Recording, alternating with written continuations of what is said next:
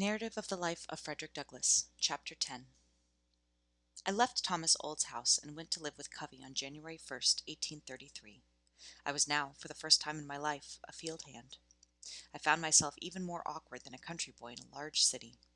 I had been at my new home only a week before Covey gave me a very severe whipping, cutting my back, causing the blood to run, and raising ridges as large as my little finger on my flesh. This is what happened. Covey sent me very early in the morning on one of our coldest January days to get a load of wood. He gave me a team of unbroken oxen. He had tied the end of a large rope around the horns of one of the oxen and gave me the other end and told me that if the ox started to run, that I must hold on. I had never driven oxen before, and of course I was very awkward. I succeeded in getting to the edge of the woods without difficulty, but I had gotten only a little timber into the cart when the oxen became frightened by something. They started running, carrying the cart against the trees and over stumps in the most terrifying way. I expected every moment that my brains would be dashed out against the trees. After running like this for a good distance, they finally upset the cart against a tree. How I escaped death I do not know. There I was, entirely alone, in a thick wood which was strange to me. My cart was turned over and damaged, my oxen were tangled among the trees, and there was no one to help me. After a long time I succeeded in getting my cart upright and the oxen disentangled and harnessed to the cart. I went back to the place where I had been chopping wood and loaded my cart pretty heavily, thinking this might help tame the oxen. I then started home, having used up half the day. I got out of the woods safely and thought I was out of danger. I stopped my oxen to open the gate, and just as I did so, before I could catch hold of the rope, the oxen again started rushing through the gate, catching it between the wheel and the body of the cart, tearing it to pieces, and coming within a few inches of crushing me to death. And so, twice in one short day, I escaped death by the merest chance. On my return, I told Covey what had happened. He ordered me to return to the woods. I did so with him following me there. Then he said that he would teach me not to waste his time and break gates. He went to a large gum tree and with his axe cut 3 large switches. After trimming them neatly with his pocket knife, he ordered me to take off my clothes. I did not answer, but stood with my clothes on. He repeated his order. I still said nothing, nor did I strip myself. At this, he rushed at me with the fierceness of a tiger. He tore off my clothes and whipped me until he had worn out the switches, cutting me so savagely that marks were visible for a long time. This whipping was the first of many just like it, and for similar offenses. I lived with Covey 1 year. During the first 6 months, scarcely a week passed without his whipping me. I was seldom free from a sore back. We were worked to the point of collapse. Long before sunup we were up, our horses fed, and by the first daylight we were in the field with our hoes and plowing teams. Covey gave us enough to eat, but scarcely time to eat it. We often had less than 5 minutes to take our meals. We were generally in the field until twilight. At certain times of year, midnight found us there as well. Covey would be there with us. The way he did it was this. He would spend most of his afternoons asleep in bed. He would then come out fresh in the evening, ready to urge us on with his word, example, and frequently his whip. Covey was one of the few slaveholders who could and did work with his hands. He was a hard-working man. He knew just what a man or a boy could do.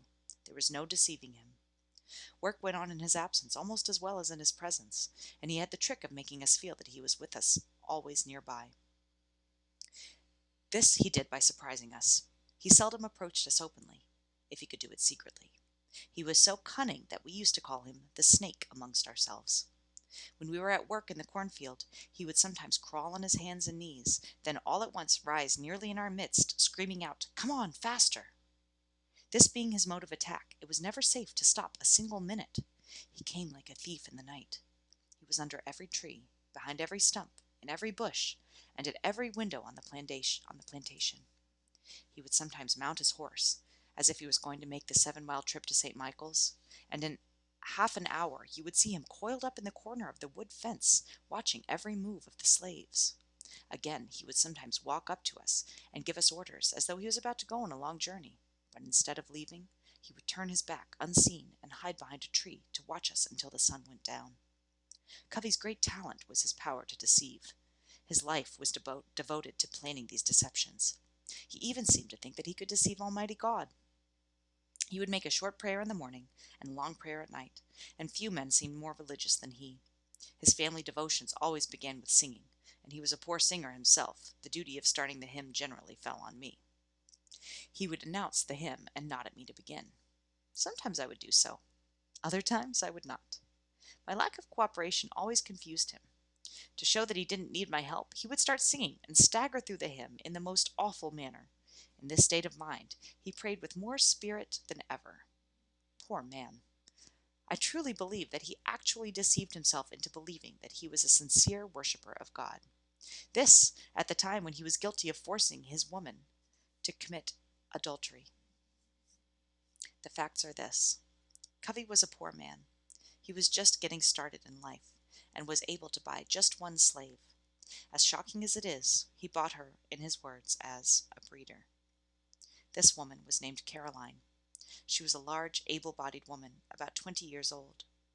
She had already given birth to one child, which proved her to be just what he wanted. After buying her, he hired a slave who was a married man to live with him for 1 year. And he used to lock them up together every night.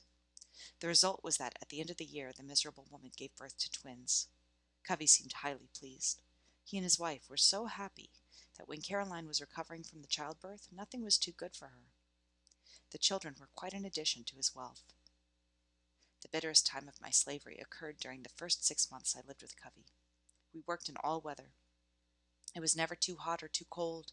It could never rain, blow, hail, or snow too hard for us to work in the fields. The longest days were too short for Covey, and the shortest nights too long for him. I was somewhat unmanageable when I first went there, but a few months of this discipline tamed me. Covey succeeded in breaking me. I was broken in body, soul, and spirit. My natural resilience was crushed. My intellect weakened. My desire to read vanished. The cheerful spark in my eye died away. The dark night of slavery closed in upon me, and I was transformed from a man to a brute. Sunday was my only leisure time. I spent this in a sort of trance between sleep and waking, under a large tree. At times I would rise up, a flash of energy darting through my soul, accompanied by a beam of hope that flickered for a moment, then vanished. I sank down again, mourning my wretched condition. I was tempted to take my own life, and that of Covey, but was prevented by a combination of hope and fear. My sufferings on this plantation seemed now more like a dream than reality. Our house stood very close to the Chesapeake Bay, whose waters were white with sails from every corner of the globe. These beautiful ships, so delightful to the eyes of freemen, tormented me. I have often, on a Sunday afternoon, stood alone on the banks of the bay and watched the countless sails moving off to the mighty ocean. There, with no one to hear me but God, I would pour out my thoughts. You are loose from your moorings and are free. I am chained, a slave. You are freedom's swift-winged angels, while I am confined by bands of iron. Oh, if only I were free! If I were on one of your decks! Why was I born a man to be made into a brute? Oh God, save and deliver me. Let me be free. Is there a God? Why am I a slave? I will run away. I will not stand it. I will get caught or get away. I have only one life to lose, and I might as well lose it running as standing. Only think of it. Just 100 miles straight north, and I am free. God help me, I will try. I will take to the water. I saw the steamboats head northeast from North Point. I will do the same. And when I get to the head of the bay, I will turn my canoe loose and walk straight through Delaware into Pennsylvania. At the first chance, I will be off. Meanwhile, I will bear up best I can. I am not the only slave in the world. I can bear as much as any of them. Besides, I am only a boy, and all boys work for someone. Maybe my misery in slavery will only increase my happiness and freedom. There is a better day coming.